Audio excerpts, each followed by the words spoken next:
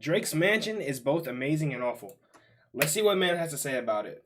Drake's mansion is so unbelievable that some of its features can only be described as awful. Every bathroom in his house, when you walk up to the toilet, it opens and starts playing Tupac in it.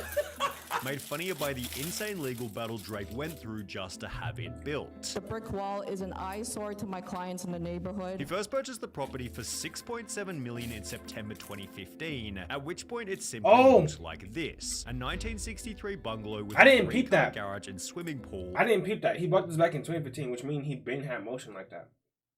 Now that I look at what I box you, keep wanting to, because it'll never happen, buddy. Sorry to tell you.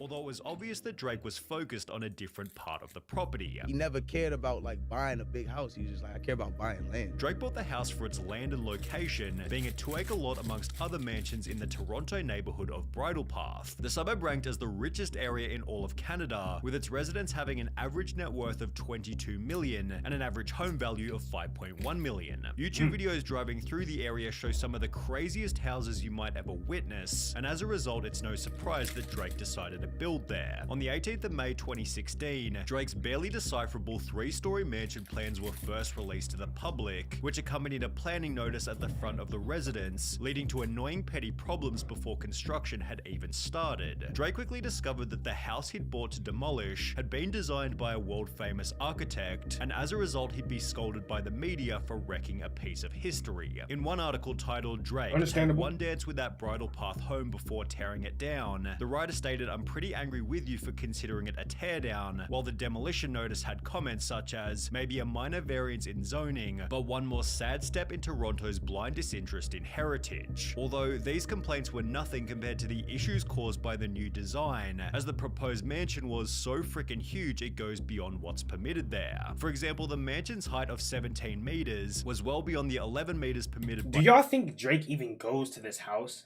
Like, be completely honest. Like, do y'all think Drake even goes here? I don't think he's ever even at this house, like, let's be honest. I think he built this and is just not there. Council, while his 34-meter wide driveway was 3.5 times larger than the allowed width of 9 meters. But the aspect that received the most backlash was the height of Drake's new fences. Fences more than twice as high as would otherwise be allowed, in part due to security concerns on his property. Everyone knows where he sleeps, where he eats, and that has really freaked him out. As mentioned, Drake's extra high fences were proposed for security. However, his neighbors made an effort to push back immediately. The brick wall is an eyesore to my clients in the neighborhood, as it could be observed from almost every single room of my client's residence. Despite this, councillors sided with Drake after learning he'd spent $1 million on trees for the property, and as a result, the building was finally approved. Roughly 2 months later, Drake's builder and architect Ferris Rafforli posted this image to his Instagram with the title, "Let's Get Started." This was followed by This is very federal. Everyone in the country knows where his crib is at.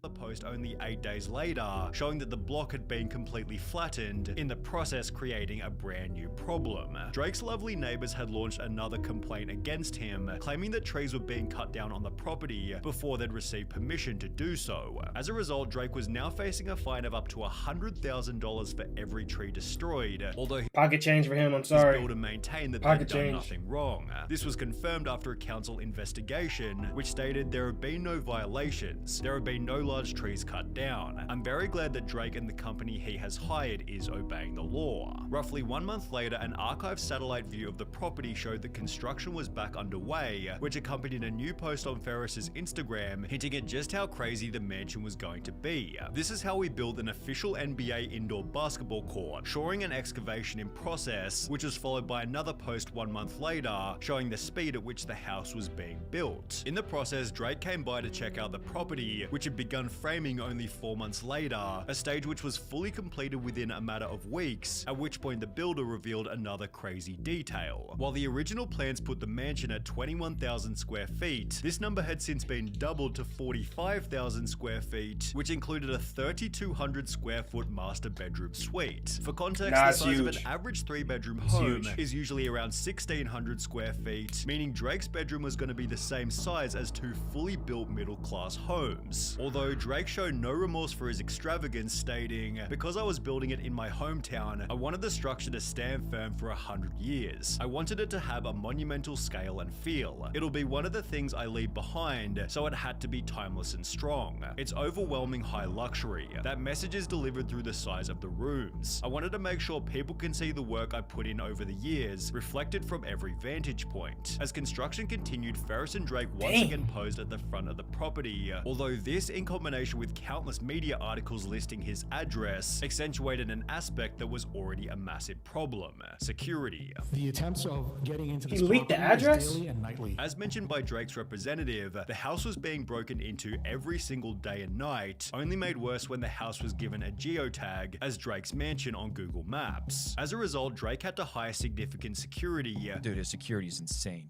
You ever seen security? Have you Yeah, ever I've seen some. Imagine more. Wow. Yeah. Okay. You're not getting to this guy.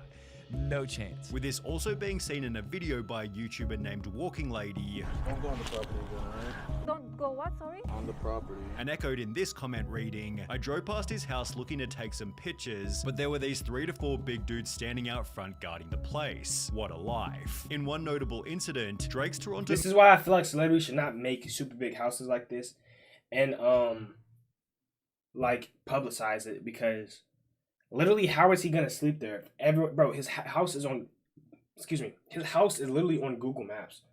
Like, how else is he supposed to like enjoy living there? You jealous of his house? Nah, I'm just looking out because, bro, you see the security? Bro, everyone and their mom knows where the A&P house is, bro. Like, you see what I'm saying? Like, stuff like that, like, where people know where you stay at, bro. I have literal, like, trust issues, and I'm, like, frantically a thinker, bro. I'm super frantic. Like, I can't have my load dropped like that.